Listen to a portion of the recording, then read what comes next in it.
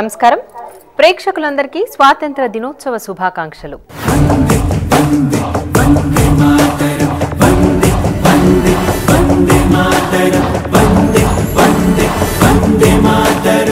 ప్రతి సంవత్సరం అంగరంగ వైభవంగా స్వాతంత్ర దినోత్సవ వేడుకల్ని జరుపుకుంటాం. పరస్పరం అభినందనలు తెలుపుకుంటాం. ఆనాటి త్యాగధనులను స్మరించుకుంటాం. ఆ దార్శనికులు చూపిన దారిలో ఎంతమంది నడుస్తున్నాం? వారి ఆశయాలను ఏ మేరకు ముందుకు తీసుకువెళ్తున్నాం అంటే మనం కాసేపు మౌనం వహించాల్సిందే. అయితే కొందరు వేసే ప్రతి అడుగులోనూ భారతీయత, చేసే పనిలో జాతీయత కనబడుతూ ఉంటాయి. నేను, నా దేశం అనే అభిప్రాయాలు వెలువడుతూ ఉంటాయి. అటువంటి ముగ్గురు దేశభక్తులను ఈరోజు కలుసుకుందాం.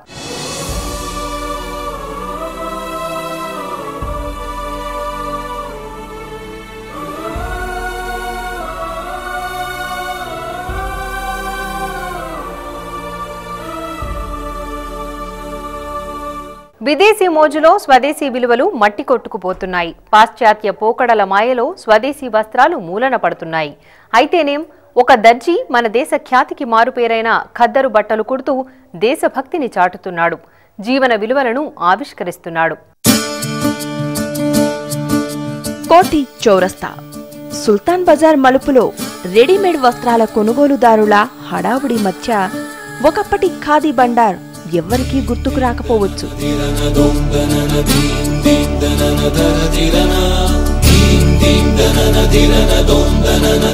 కానీ ఆ భవనం వెనకాల ఒక చిన్న టైలర్ షాప్ ఉంది. దాని చిరునామా సంపాదించి ఎంతో మంది వెతుక్కుంటూ వెళ్తూ ఉంటారు. ఖాదీ లాల్చీ పైజామాకు పేరెన్నిక గల టైలర్ యాదయ్య ఉండేదక్కడే.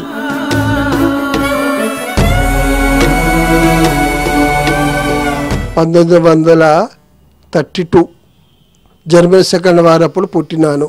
దాని తరువాత గాంధీ మహాత్ముడు చనిపోయిన వార్త వచ్చింది. 15-16 సంవత్సరాలు అప్పుడు వయసు ఉన్నది. అప్పుడు కొట్టు బంద్ చేశాము. అప్పుడే కొన్ని రోజుల తర్వాత ఇండియాలో ఫతే మైదాన్లో నెహ్రూ సాబ్ వచ్చిండు. అప్పుడు వచ్చినప్పుడు మా నాన్నగారు వాలంటీర్స్ అయినరు. క్యాబ్ గిట్ట పెట్టుకొని ఫతే మైదాన్లో ఉన్నాడు. అప్పుడు మా నాన్న నేను కూడా పోయినాను. దాని తర్వాత కొన్ని రోజుల తర్వాత పిల్లకి చూశాను, రజాకారు చూశాను, పోలీస్ సెక్షన్ చూశాను, చైనా వారు చూశాను, పాకిస్తాన్ వారు చూశాను. ఇవన్నీ చూసి నేను ఇప్పుడు ఈ స్థితిలో ఉన్నాను. అతన్ని కలిస్తే క్షణాల్లో కొత్తవారు పాతవారవుతారు.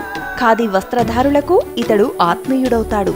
మనిషికి తగ్గట్లు ఖాదీ వస్త్రాన్ని కుట్టడంలో బహునేర్పరి యాదయ్య. అవును మరి, 4 దశాబ్దాల అనుభవం ఇతడి చేతి వేళ్లలో ఒదిగిపోయింది. పేదవాడి నుంచి సంపన్నుడి వరకు, కాంగ్రెస్ మొదలు తెలంగాణ రాష్ట్రీయ సమితి వరకు నేతలందరికీ ఆ గది ఖాదీ కూడలి. దివంగత ప్రధాని పివి నరసింహారావుకు ఇతడే ప్రియమైన దర్జీ. ఈ ఖాదీ బండారుకు చైర్మన్ ఉండేను ఒకప్పుడు. ఇక్కడ ఉన్నప్పుడు పైన పండుకుంటుండేవాడు. దాని తర్వాత ఇందిరాగాంధీ పిలిపించుకుంది ఢిల్లీకి. దాని తర్వాత ఇక్కడ ఖాదీ బండారు ఫైల్ అన్నీ అక్కడ ఢిల్లీకి పోయేటి. దాని తర్వాత కొన్ని రోజుల తర్వాత గాంధీ ప్రైమ్ మినిస్టర్ అయిన తర్వాత కూడా బట్టలు కూడా వీటికే వస్తుండే. బట్టలు నేనే కుడుతుంటే.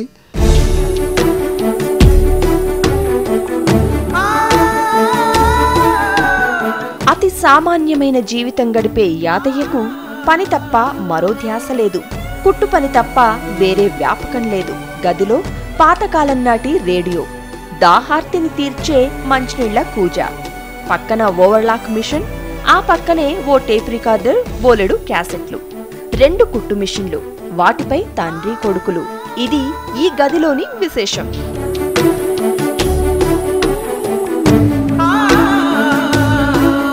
నిటారుగా నిలబడితే తల రూఫ్కి తగులుతుంది. కూర్చుని తప్ప మరో విధంగా పనిచేసుకునే సౌకర్యం లేదు. ఫ్యాన్ గాలి తప్ప మరో విధంగా గాలి ఆడని పరిస్థితి. అయినా యాదయ్య ఈ గది మార్చడు, పని మార్చడు. ఖాదీ బండార్ తీసేసినా ఇతను షాపు మార్చలేదు. ఖాదీ వైభవం తరిగిపోయినా ఇక్కడే వేచి ఉంటున్నాడు. తనకు చేతనైన పని ఇదొక్కటే. పూర్తి న్యాయం చేయాలన్న సంకల్పంతో పనిచేస్తూ ఉంటాడు. నా దగ్గరికి చాలా 99% లీడర్లు వస్తారు. ఖద్దరు కుట్టించుకుంటారు. ఒరిజినల్ ఖద్దరు, డూప్లికేట్ ఖద్దరు అన్నీ ఏర్పాటు చేస్తాను. అలా ఒరిజినల్ డూప్లికేట్ అనేది నాకు మొత్తం తెలుస్తుంది.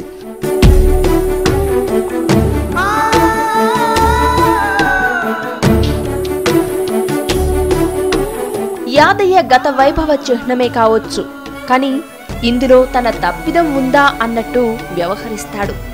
ఖద్దరు వదిలి మరో వస్త్రం వైపు పోవడానికి ఇతడి హృదయం ఓ పట్టాన అంగీకరించలేదు. కస్టమర్లు తగ్గిపోయినా వారి సేవలోనే సంతృప్తి చెందుతున్నాడు. 73 ఏళ్లు మీద పడ్డాయి. ఈ వయస్సులోనూ క్రమశిక్షణ గల సైనికుడిలా ఉదయాన్నే షాపు తెరుస్తాడు. తండ్రి సమయపాలన, నైపుణ్యం గురించి కొడుకు ఆశ్చర్యపోతూ ఉంటాడు. ఇన్ని రోజుల సంది ఇందులోనే ఉన్నాను. దీనికని పైకి పోలేదు. నేను పైసవాడిని కాదు. బిల్డింగులు, ఆస్తులు ఏమి లేవు. నాకు 2 పైసలు ఇచ్చేవాడు ఎవరు లేరు.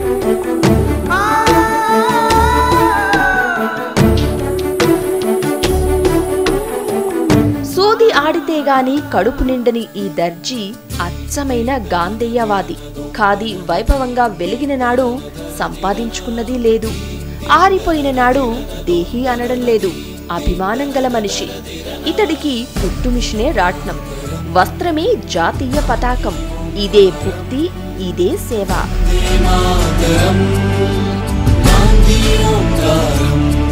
50 సంవత్సరాల సంది ఈ ఖద్దరు నేను కుడుతున్నాను. ఖద్దరు నేను కుట్టాలంటే ఖద్దరు నాకు ఇష్టము.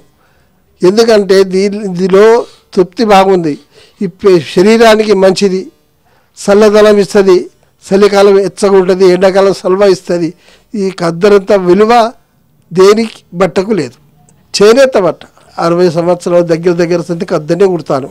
ఏ విద్య విశేషం లేనట్లు కనిపించే ఇలాంటి సామాన్యుల త్యాగాలను ఎవరు గుర్తించినా గుర్తించకపోయినా నేతల గుండెల్లో మట్టుకు ఆ గుట్టు చప్పుడు తప్పక వినిపిస్తుంది. ఖాదీ దుస్తులు ధరించినంత కాలం ఇలాంటి దర్జీని గుర్తుపెట్టుకుంటే చాలు అంటుంది.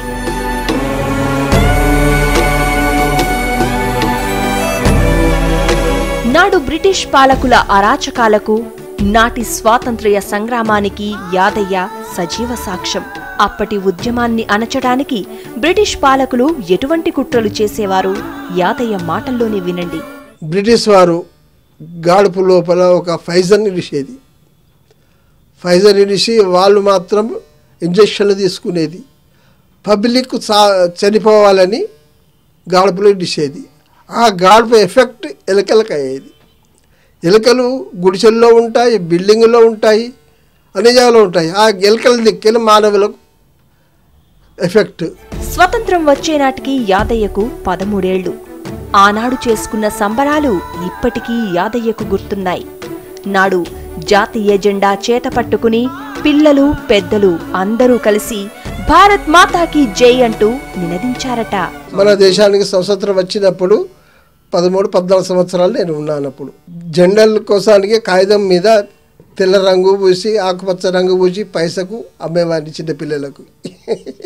అప్పుడు నాది కూడా వయసు చిన్నది, జెండాలు అనేది తెలియదు.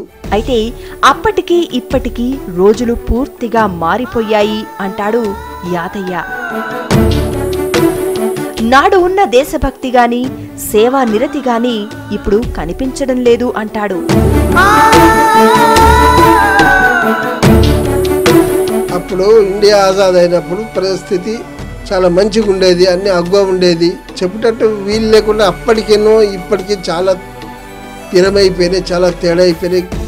మానవుడు బతికే చాలా కష్టమైపోయింది ఈరోజు.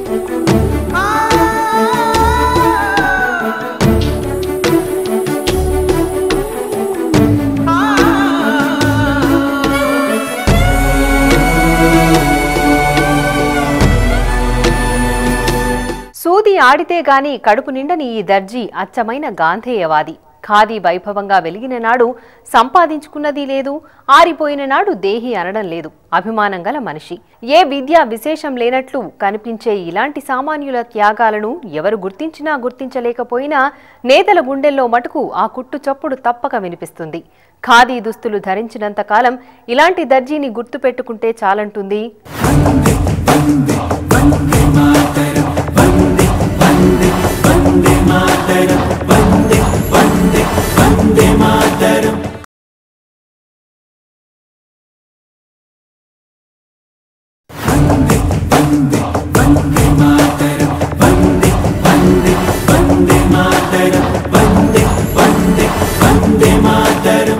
ఆత్మవిశ్వాసంతో ఎత్తిన శిరస్సు ఎగురవేసిన జెండా లాంటిది. మనిషి జీవితంలో నిలబడాలంటే నిలువెత్తు ఆత్మవిశ్వాసం కావాలి. ఎంతో మంది శ్రమ ఫలితమే మన ఈ స్వాతంత్రం. కష్టపడితే వచ్చే కరెన్సీ నోటులో బాపూజీ స్వచ్ఛమైన నవ్వుని చూడొచ్చు. ఆ నవ్వుని రోజూ చూస్తూ అందరినీ తన దేశభక్తిలో ముంచేస్తున్నాడు ఓ చిరు వ్యాపారి. ఒక రెక్కాడకపోయినా రెండో రెక్కాడించి శ్రమలోని ఆనందాన్నంతా ఆస్వాదిస్తున్నాడు నరసింహారెడ్డి.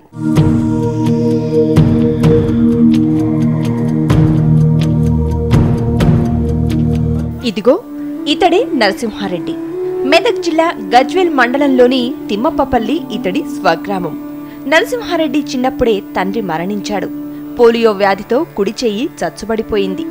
ఎన్ని కష్టాలు వచ్చినా కృంగిపోలేదు. చదువును ఆపలేదు. పగలు బడికి వెళ్తూ సాయంత్రం వేళ పల్లీలు అమ్ముకుంటూ 10వ తరగతి వరకు చదువుకున్నాడు. ఆత్మవిశ్వాసానికి నిలువెత్తు నిదర్శనం నరసింహారెడ్డి.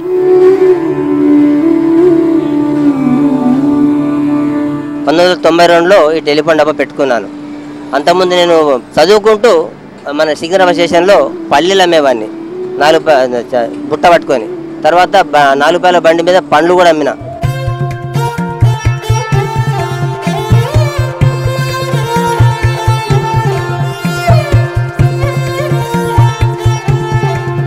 దేశభక్తితో దర్శనమిచ్చే ఈ టెలిఫోన్ డబ్బానే ఇతడికి జీవనాధారం.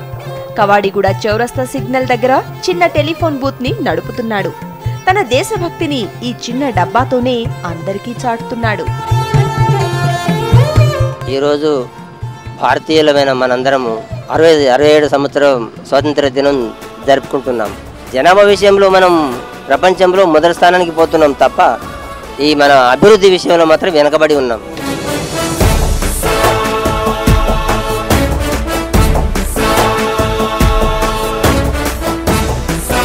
చిన్నప్పటి నుంచి నరసింహారెడ్డికి దేశమంటే ప్రాణం. దేశం బాగుంటేనే మనమందరం బాగుంటామని, దేశ పౌరులను తీర్చిదిద్దే ఉపాధ్యాయుణ్ణి అవ్వాలని ఉన్నా పేదరికం మూలంగా అవ్వలేకపోయానని, డబ్బాపై రాస్తున్న సూక్తులతో కొంతమందిలోనైనా దేశభక్తిని నింపుతున్నా అని, ఇప్పటికీ నాకు వ్యాపారం కంటే దేశమే ముఖ్యం అంటున్నాడు. ఉపాధ్యాయుడు కావాలనే తపన నాలో ఉండేది, కానీ దానికి తగిన అర్హత నాలో లేదు. కాబట్టి నేను ఉపాధ్యాయుని కాలేకపోయాను. అయితే ఆ వెల్త్ నాలో మిగిలిపోయింది. ఈ టెలిఫోన్ పెట్టిన తర్వాత నేను కూడా 10 మందికి ఉపయోగపడవచ్చు కదా, ఎంతో అంతో నాలో కూడా పరిజ్ఞానం ఉంది కదా అని ఒక తపనతో సరదాగా వాక్యం రాసిన. ఇక అలా దేశభక్తి గురించి రాసుకుంటూ పోతున్నా. ఫస్ట్ అందరు చూసి ఏందయ్యా అంత రాస్తావు, నీకు ఏమొస్తుంది, నువ్వు వ్యాపారం చూసుకోవాలి, అది చేసుకోవాలంటే నాకు వ్యాపారం కంటే నాకు దేశమే ముఖ్యం. దేశం బాగుంటేనే కదా నేను బాగుండేది. భారతదేశం చాలా గొప్పదని, ఈ దేశంలో పుట్టడమే మన అదృష్టమని, కానీ అన్ని దేశాల కంటే మనం ఇప్పటికీ అభివృద్ధిలో చాలా వెనకబడి ఉన్నాం. దేశ పౌరులంతా స్వార్థం విడిచి సేవా దృక్పథంతో వ్యవహరిస్తే అభివృద్ధి పరుచుకోవచ్చని, దానిలో భాగంగానే నేను ఈ సూక్తులు రాస్తున్నా అంటున్నాడు. దేశం బాగుంటే మనం బాగుంటాం. కాబట్టి అందుకే నేను టెలిఫోన్ డబ్బాలో, అంటే టెలిఫోన్ డబ్బా నుంచి కూడా చిన్న ప్రయత్నం కూడా విస్తరించవచ్చని చిన్న ఒక ప్రయత్నం చేసి చూపించాను అన్నమాట. భారతీయుల్లో జ్ఞానులను సూత్రధారులుగా, అజ్ఞానులను పాత్రధారులుగా చెప్తూ అజ్ఞానులను జ్ఞాన దిశగా పయనించేలా చేసే బాధ్యత జ్ఞానులైన సూత్రధారులు తీసుకోవాలని కోరుకుంటున్నాడు. భారతీయులందరినీ సూత్రధారులు, పాత్రధారులని చెప్పుకుంటాను. సూత్రధారులేమో జ్ఞానులు, పాత్రధారులేమో అజ్ఞానులు. అజ్ఞానులు ఒకప్పుడు జ్ఞానులు కావాల్సిందే. కాబట్టి వాళ్ళని జ్ఞానులుగా తీర్చిదిద్దుకోవాల్సిన బాధ్యత సూత్రధారులది. దేశభక్తితో బతకడమే బతుకంటారు. దేశభక్తి లేకుంటే అది అజ్ఞానం.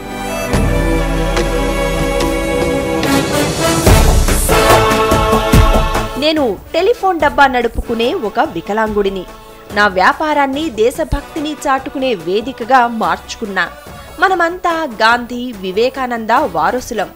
అందరం కలిసి దేశానికి సేవ చేయాలని కోరుకుంటున్నా అంటున్నాడు. నా కుడి చెయ్యి పోలియో ద్వారా నేను సంవత్సరం వయసులో ఉండగానే పోయింది. అయితే నేను ఈ చెయ్యి పోయిందని నేను ఎప్పుడు నిరాశపడను. నేను వికలాంగుని అనేటప్పుడు నేను సిగ్గుపడడం లేదు, జాలి పడడం లేదు. నేను గర్వపడుతున్నా. ఈ దేశంలో పుట్టినందుకే నేను గర్వపడుతున్నాను. ఎందుకంటే గాంధీ పుట్టిన దేశం కదా. కాబట్టి మనం ధైర్యంగా ముందుకు పోవాలి, ఆత్మవిశ్వాసంతో మనం ముందుకు పోవాలి, మన దేశాన్ని మనం తీర్చిదిద్దుకోవాలి.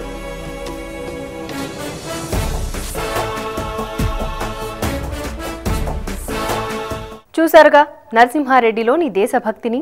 తన సూక్తులతో ఎంతో మందిని చైతన్యపరుస్తున్నాడు. మనం మాత్రమే బాగుండాలనే స్వార్థపు ఆలోచనలను దూరం చేయాలనేదే నరసింహారెడ్డి సూక్తుల సారాంశం.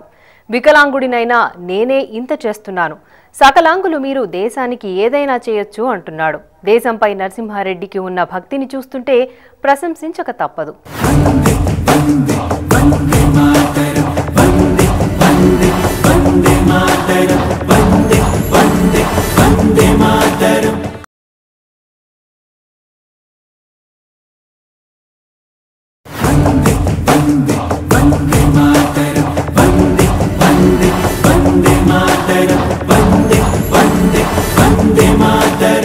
వందే మాతరం ఈ పదాన్ని మనం చాలా స్వేచ్ఛగా చదవగలుగుతున్నాం. మరి ఈ స్వేచ్ఛను మనకు ఇవ్వడానికి ఎంతో మంది మహనీయులు ప్రాణాలను త్యాగం చేశారు. మరి ఆ త్యాగాలకు మనం ఇచ్చే నివాళి ఏంటి? వందే మాతరం అని మొక్కుబడిగా చదవడమా? దేశాన్ని ప్రేమిస్తున్నాను అని మాటల్లో ప్రతిజ్ఞ చేయడమా? మనం రాసుకున్న ప్రతిజ్ఞకు నేటితో 50 ఏళ్లు పూర్తయిన సందర్భంగా ప్రతిజ్ఞ మొక్కుబడిగా కాదు, మనస్ఫూర్తిగా చేయాలి అంటూ వందే మాతరం ఫౌండేషన్ వారు చేస్తున్న కృషిని ఒకసారి చూద్దాం. ఎందరో మహాత్ములు ఆంగ్లేయుల చెర నుండి భరతమాతను కాపాడారు. భారతీయుల గుండెల్లో స్వేచ్ఛ, స్వాతంత్ర్యాన్ని నింపారు. భారతీయులంతా ఒక్కటిగా ఉండాలని, దేశాన్ని ప్రేమించాలని, దేశ సంపదను కాపాడాలని ప్రతిజ్ఞను తయారు చేశారు. ప్రతి విద్యాలయంలో దీనిని ఆచరించేలా రూపకల్పన చేశారు.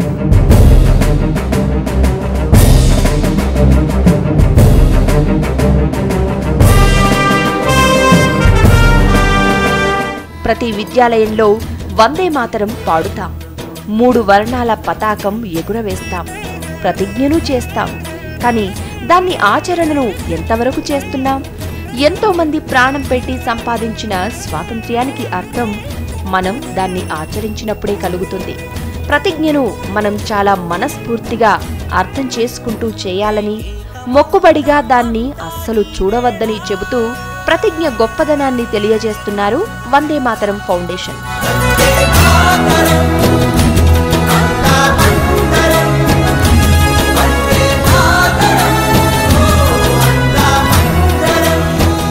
వనితా టీవీ ప్రేక్షకులందరికీ స్వాతంత్ర దినోత్సవ శుభాకాంక్షలు తెలియజేస్తున్నాను. ఈరోజు ఎంతోమంది త్యాగాల ఫలితంగా మనం ఈ స్వాతంత్ర దినోత్సవాన్ని జరుపుకుంటున్నాం.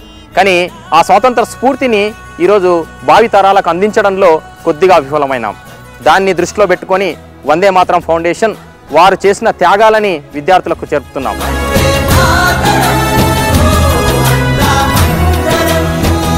వందే మాతరం ఫౌండేషన్ పల్లెల్లో ఉన్న పిల్లలను సిటీకి తీసుకువచ్చి ఇక్కడి కల్చర్ను అడాప్ట్ చేస్తున్నారు. పల్లెల్లోని విద్యార్థులకు అన్నీ తెలియాలనే ఉద్దేశంతో వందే మాతరం ఫౌండేషన్ పనిచేస్తోంది. ప్రతి విద్యార్థికి ప్రతిజ్ఞ గొప్పదనాన్ని, ప్రతిజ్ఞ ఎలా చేయాలో చెబుతున్నారు.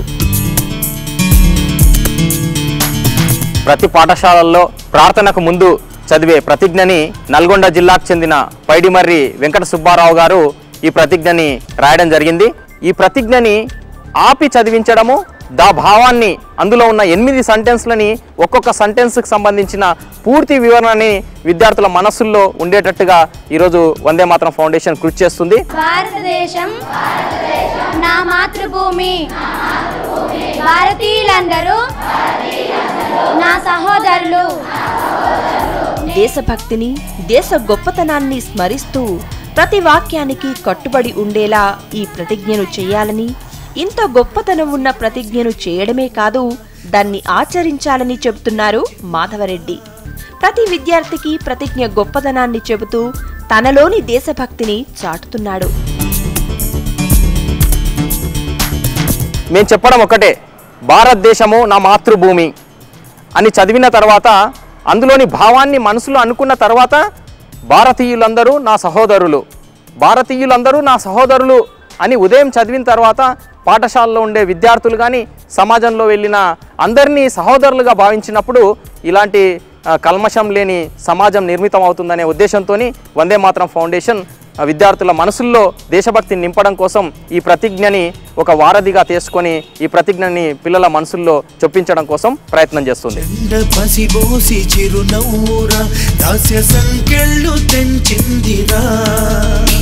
ప్రతిజ్ఞ అనేది కేవలం విద్యార్థులకు మాత్రమే కాదని, అందరూ దాన్ని మరచిపోతున్నారని, ప్రతి ఒక్కరికి దాని గొప్పతనం చేరువవ్వాలని పాట రూపమిచ్చాడు లెనిన్ బాబు.